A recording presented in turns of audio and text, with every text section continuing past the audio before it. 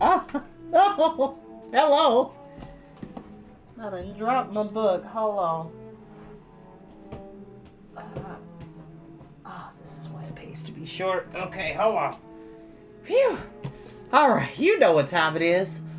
Woo! Get into it! Get into it! Yes! Hello. I'm usually not that clumsy during the intro, but hey, it happens. Alright, I'm gonna bring us a little bit closer. Oh, okay, that's better. How we doing? Happy Memorial Day. I say that out of respect to those who are not able to be here with us today. To the men and women who made the ultimate sacrifice by joining the military to protect our freedoms in this country. I think a lot of times we as Americans live with first world issues. First world self-righteousness, which there are a lot of countries, even right now, who do not have the accessibility and freedoms that we take for granted so easily.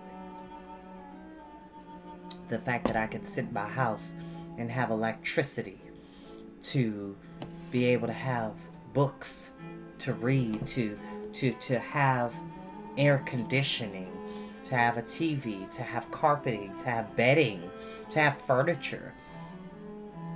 These are things we take for granted. And we need to realize that these things could easily be taken away one day.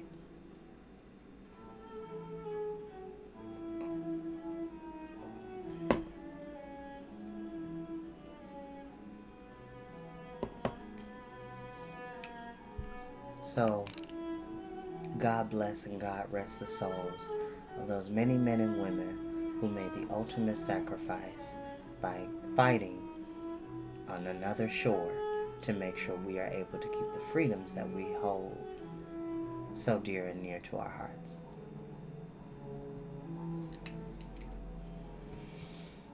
But it doesn't have to be a somber day. This is a celebration of what we love, a celebration of each other. Because guess what, kids?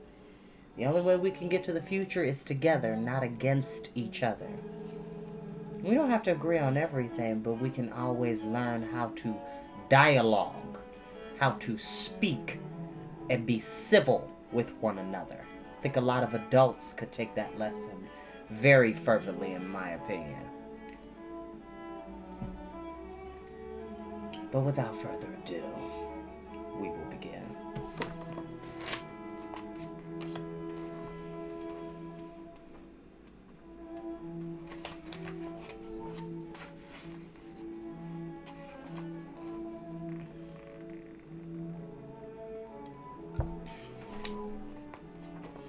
Chapter 17, in which the moving castle moves house. Howl set to work as hard as if he had just had a week's rest. If Sophie had not seen him fight a grueling magic battle an hour ago, she would never have believed it. He and Michael dashed about, calling measurements to one another and chalking strange signs in the places where they had earlier put up metal brackets. They seemed to have chalked every corner, including the backyard. Sophie's cubbyhole under the stairs and the odd-shaped place in the bathroom ceiling gave them quite a bit of trouble. Sophie and the dogman were pushed this way and that, and then pushed aside completely so that Michael could crawl about, chalking a 5-pointed star inside a circle on the floor. Michael had done this and was brushing dust and chalk off his knees when Howl came racing in with patches of whitewash all over his black clothes. Sophie and the dogman were pushed aside again so that Howl could crawl about writing signs in and around both star and circle. Sophie and the dogman went to sit on the stairs. The dogman was shivering. This did not seem to be magic he liked. Howl and Michael raced out to the yard. Howl raced back. "Sophie!" he shouted. "Quickly! What are we going to sell in that shop?" "Flowers," Sophie said, thinking of Mrs. Fairfax again. "Perfect," said Howl, and hurried over to the door with a pot of paint and a small brush. He dipped the brush in the pot and carefully painted the blue blob yellow. He dipped again. This time the brush came out purple. He painted the green blob with it. And the third dip, the paint was orange, and the orange went over the red blob. Howl did not touch the black blob. He turned away, and the end of his sleeve went into the paint blob along with the brush. "Botheration," said Howl, dragging it out. The trailing tip of the sleeve was all colors of the rainbow. Howl shook it, and it was black again. "Which suit is that, really?" Sophie asked. I've forgotten. Don't interrupt.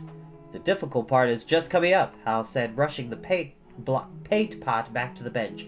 He picked up a small jar of powder. Michael, where's the silver shovel? Michael raced in from the yard with a big gleaming spade. The handle was wood, but the blade did seem to be solid silver. All set outside, he said. Hal rested the shovel on his knee in order to chalk a sign on both handle and blade. He sprinkled red powder from the jar on it. He put a pinch of the small grains carefully in each point of the star and tipped all the rest into the middle. Stand clear, Michael. Thank you, Derek. Thank you.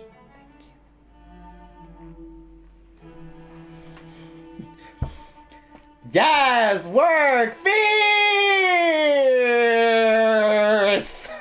I did that for my friend Derek, who just commented. Love you, Derek. Thank you.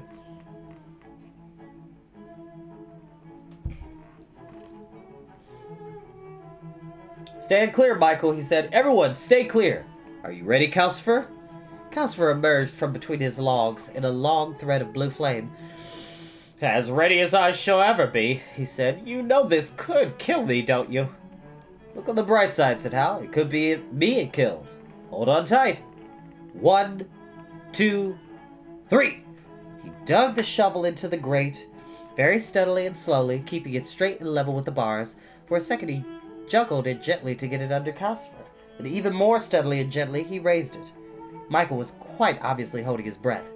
Done it, said Hal. Logs toppled sideways. They did not seem to be burning. Hal stood up and turned round, carrying Calcifer on the shovel. The room filled with smoke. The dogman whined and shivered. Hal coughed. He had a little trouble holding the shovel steady. Sophie's eyes were watering, and it was hard to see clearly, but as far as she could tell, Calcifer, just as he had said to her, did not have feet or legs either. He was a long, pointed blue face rooted in a faintly glowing black lump. The black lump had a dent in the front of it, which suggested at first sight that Calcifer was kneeling on tiny folded legs. But Sophie saw that it was not so when the lump rocked slightly, showing it was rounded underneath. Calcifer obviously felt terribly unsafe. His orange eyes were round with fear, and he kept shooting feeble little arm-shaped flames out on either side in a useless attempt to take hold of the sides of the shovel. Won't be long, Hal choked, trying to be soothing, but he had to shut his mouth hard and stand for a moment trying not to cough. The shovel wobbled, and Calcifer looked terrified. Hal recovered. He took a long, careful step into the chalked circle and then another into the center of the 5-pointed star. There, holding the shovel out level, he turned slowly round, one complete turn, and Calcifer turned with him, sky blue and staring with panic. It felt as if the whole room turned with him. The dog-man crouched close to Sophie. Michael staggered. Sophie felt as if their piece of the world had come loose and was swinging and jigging around in a circle sickeningly. She did not blame Calcifer for looking so frightened. Everything was still swinging and swaying as Howl took the same long, careful steps out of the star and out of the circle. He knelt down by the hearth and with enormous care slid Calcifer back into the grate again and packed the logs back around him. Calcifer flopped green flames uppermost. Howl leaned on the shovel and coughed. The room rocked and settled for a few instants. While the smoke still hung everywhere, Sophie saw to her amazement the well-known outlines of the parlor in the house where she had been born. She knew it even though its floors were bare boards and there were no pictures on the walls. The castle room seemed so wriggled itself into place inside the parlor, pushing it out, pulling it there, bringing the ceiling down to match its own beam ceiling until the two melted together and became the castle room again. Except perhaps it was now a bit higher and squarer than it had been. "Have you done it, Calcifer?" coughed Howl. "I think so," Calcifer said, rising up the chimney. He looked none the worse for his ride on the shovel. "You better check me, though." There we go. Boop. Hal helped himself on the shovel and hopped and opened the door with the yellow blob downward. Outside was the street of market chipping that Sophie had known all her life. Before she knew were walking past in the evening, people taking a stroll before supper, the way a lot of people did in summer. Hal nodded at Calcifer, shut the door, turned the knob orange down, and opened it again. A wide, weedy drive round away from the door now among clumps of trees, almost picturesquely lit sideways by the low sun. In the distance stood a grand stone gateway with statues on it. "Where is this?" An empty mansion in the end of the valley, Calcifer said rather defensively. It's the nice house you told me to find. It's quite fine. I'm sure it is, Hal said. I simply hope the real owners won't object. He shut the door and turned the knob round to purple down. Now for the moving castle, he said as he opened it again. It was nearly dusk out there. A warm wind full of different scents blew in. Sophie saw a bank of dark leaves drift by, loaded with big purple flowers among the leaves. It spun slowly away, and its place was taken by a stand of dim white lilies and a glimpse of sunset or water beyond. The smell was so heavenly that Sophie was halfway across the room before she was aware. No, your long nose stays out of there until tomorrow, Hal said, and he shut the door with a snap. That part's right on the edge of the waste. Well done, Calcifer. Perfect. A nice house and lots of flowers as ordered. He flung the shovel down and went to bed. He must have been tired. There were no groans, no shouts, and almost no coughing. Sophie and Michael were tired, too. Michael flopped into the chair and sat stroking the dog-man. Staring, Sophie perched on the stool. Feeling strange, they had moved. It felt the same but different, quite confusingly. And why was the moving castle now on the edge of the waste? Was it the curse pulling Howl toward the witch? Or had Howl slithered out so hard that he had come out right behind himself and turned out what most people would call honest? Sophie looked at Michael to see what he thought. Michael was asleep, and so was the dog-man. Sophie looked at Calcifer instead, sleepily flickering among rosy logs with his orange eyes almost shut. She thought of Calcifer pulsing almost white, with white eyes, and then of Calcifer staring anxiously as he wobbled on the shovel. He reminded her of something. The whole shape of him did. Calcifer, she said, were you ever a falling star? Calcifer opened one large orange eye. Of course, he said. I can talk about that if you know. The contract allows me to. And Howl caught you? Said Sophie. 5 years ago, said Calcifer, out on Port Haven marshes just after he set up as Jenkins the sorcerer. He chased me in 7-league boots. I was terrified of him. I was terrified anyway, because when you fall, you know you're going to die.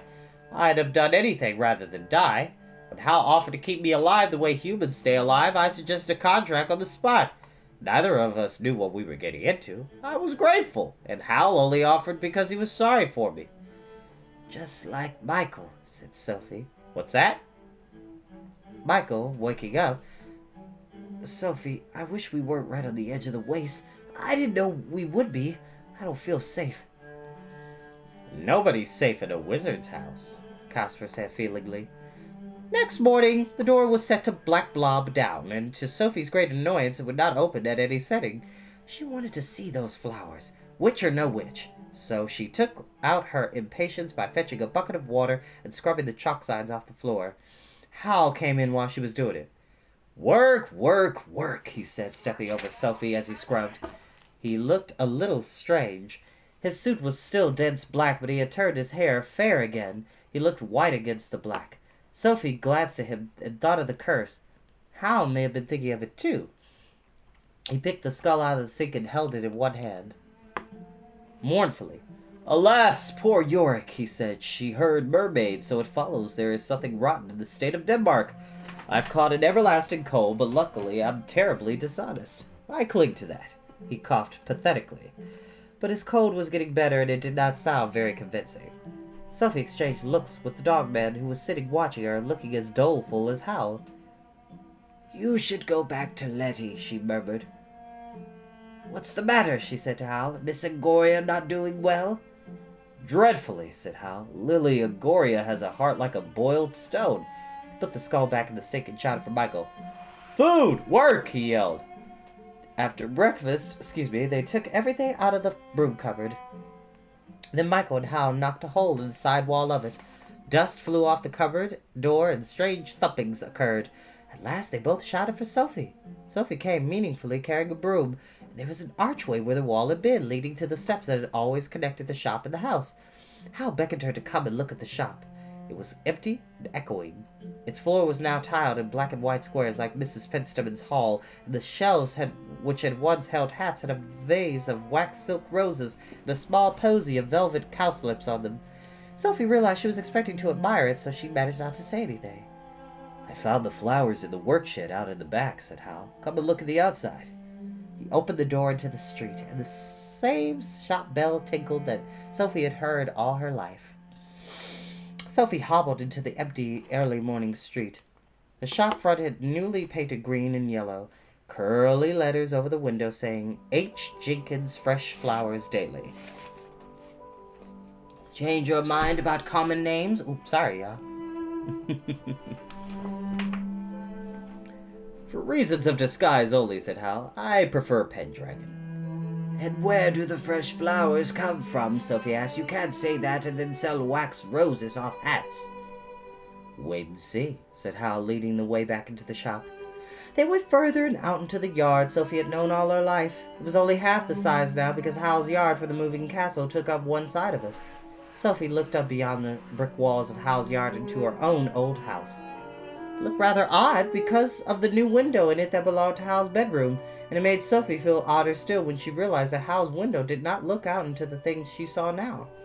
She could see the window of her own old bedroom up above the shop. That made her feel odd, too, because there did not seem to be any way to get up into it now. As Sophie hobbled after Hal indoors again and up the stairs to the broom cupboard, she realized she was going and being very gruff. Seeing her own old home this way was giving her fearsome mixed feelings. I think it's very nice, she said, paying attention to me changing Sophie's voice. It'll make sense later.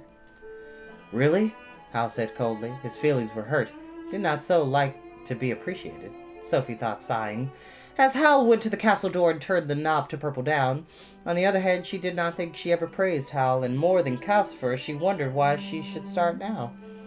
The door opened. Big bushes loaded with flowers drifted gently past and stopped so that Sophie could climb down among them. Between the bushes, lanes of long, bright green grass led in all directions. Hal and Sophie walked down the nearest, and the castle followed them, brushing petals off as it went. The castle, tall and black and misshapen though it was, blowing its peculiar little wisps of smoke from one turret or another, did not look out of place here. Magic had been at work here. Sophie knew it had, and the castle fitted somehow. The air was hot and steamy and filled with the scent of flowers, thousands of them. Sophie nearly said the smell reminded her of the bathroom after Howl had been in it, but she bit it back.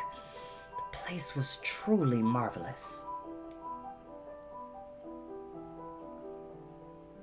Between the bushes and their loads of purple, red, and white flowers, the wet grass was full of smaller flowers, pink ones with only 3 petals, giant pansies, wild phlox, lupines, of all colors, orange lilies, tall white lilies, irises, and myriad others. There were creepers growing flowers big enough for hats, cornflowers, poppies, and plants with strange shapes and stranger colors of leaves, though it was not much like Sophie's dream of a garden like Mrs. Fairfax's. She forgot her gruffness and became delighted. "You see?" said Hal. He swung out an arm, and his black sleeve disturbed several hundred blue butterflies vesting on a bush of yellow roses. "We can cut flowers by the armload every morning and sell them at Market Chipping with the dew still on them." At the end of the green lane, the grass became squashy. Vast orchards sprouted under the bushes. Hal and Sophie came suddenly to a streaming pool crowded with water lilies. The castle veered off sideways round the pool and drifted down another avenue lined with different flowers. "If you come out here alone, bring your stick to test the ground with," Hal said. "It's full of springs and bogs. Don't go any further that way." He pointed southwest where the sun was a fierce white disk in the misty air. "That's the waste over there. Very hot and barren and full of witch." "Who made these flowers right on the edge of the waste?" Sophie said. "Wizard Solomon started it a year ago," Hal said, turning toward the castle. "I think his notion was to make the waste flower and abolish the witch that way. He brought hot springs to the surface and got it growing. He was doing very nicely until the witch caught him." "Mrs. Fitzstephen said some other name," Sophie said. "He came from the same place as you, didn't he?" "More or less," said Hal. "I never met him, though. I came and had another go at the place a few months later. It seemed a good idea. That's how I came to meet the witch. She objected to it." "Why?" said Sophie. The castle was waiting for them. "She likes to think of herself as a flower," Howl said, opening the door. A solitary orchid blooming in the waste. Pathetic, really. Sophie took another look at the crowded flowers as she followed Howl inside. There were roses. Thousands of them. Won't the witch know you're here? I tried to do the thing she'd least expect, Howl said. And are you trying to find Prince Justin? Sophie asked. But Howl slithered out of answering by racing through the broom cupboard, shouting for Michael.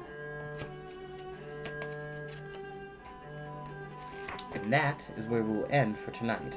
So next time we'll be on chapter 18, and we got 18, 19, 20, 21. We got 4 left. But once we start 18 on Wednesday, we have 3 left. So we're making good time to start Kiki's delivery service. Before I go on a slight reprieve. But thank you all so very much. I hope you have a lovely day. A happy Memorial Day to those who have served. Happy Memorial Day to my family who are veterans, who are currently serving, and who have the others who have thusly retired. I love you. I appreciate your sacrifice and your service. Peace, y'all. See you later.